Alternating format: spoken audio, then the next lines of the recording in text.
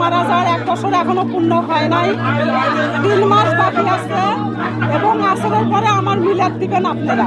ওই মাটির তলে ছিলাম, শ্মশানে ছিলাম, 8 মাস ঠিক যাবো, হয়তো মনে হয় আল্লাহ দিত। শুধু একটু পাল চাওয়াই খাইছি, গালে রড রাখবা। আসসালামু আলাইকুম রহমতুল্লাহি ওয়া বারাকাতুহু। এতক্ষণ যে আপনারা ভিডিওটা দেখলেন, এই ভিডিওটা দেখানোর কারণ কি জানেন? ভিডিওটা দেখানোর কারণ একটাই, যে আপনারা যেন সতর্ক হইতে পারেন। আসলে বিষয়টা কি? বিষয়টা হচ্ছে যে একটা মহিলা নাকি গেছে কালকে, একটা মহিলা নাকি কবর থেকে 9 মাস পরে উঠে আসছে।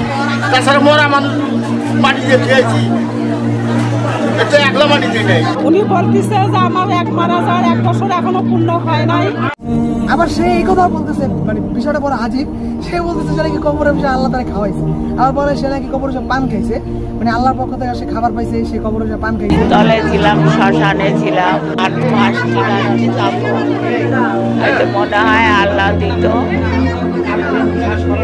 শুধু একটু পাল চাওয়াই খাইছি, গালে রড রাখবা। এই যে বিষয়গুলো দেখেন, একটা মানুষ মারা যাওয়ার পরে কবরে মুনকার নাকির আসে, সে আবার কবরে বসে খায় কেন? চিন্তা করেন। আর কখনো হাদিস কোরআন অনুযায়ী কখনো একটা মানুষের জ্যান্ত লাশ পাওয়া যায় না। একটা মানুষ জীবিত কবর থেকে উঠে আসে আবার হাঁটাহাঁটি করে, চলাফেরা করে, এরকম কখনো হয় নাই। হাদিস কোরআন অনুযায়ী কি হয়, একটা মানুষ 20 বছর 30 বছর পর মানে লাশটা তাজা পাওয়া যেতে পারে, কিন্তু এখানে সে বলতেছে সে নাকি 9 মাস পরে কবর থেকে উঠে আসছে, তাও আবার উঠে আসা কথা বলতেছে, হাঁটা চলা করতেছে। ভাই দেখেন, এইসব ধান্দামি ছাড়েন, ধান্দামি ছাইরা, এইসব বন্ডামি ছাইরা আল্লাহর পথে আসেন। আপনারা যে একটা রমরমা ব্যবসা করার জন্য এই কাজগুলো করতেছেন, সমাজের মানুষ বুঝা গেছে। আপনারা, আমি আশা করি আপনারা যারা সুস্থ মস্তিষ্কের আছেন, তারা কখনো এই কথা বিশ্বাস করবেন না। একটা মানুষ কিভাবে 9 মাস পরে কবর থেকে উঠে আসতে পারে? চিন্তা করছেন একবারও? এসব বন্ডামি, যত সব বন্ডামি আমাদের বাংলাদেশে চলতেছে। আল্লাহ তাআলার কাছে একটা অনুরোধ, যে আল্লাহ যেন আমাদেরকে এই সব বন্ডামি থেকে হেফাজত করে।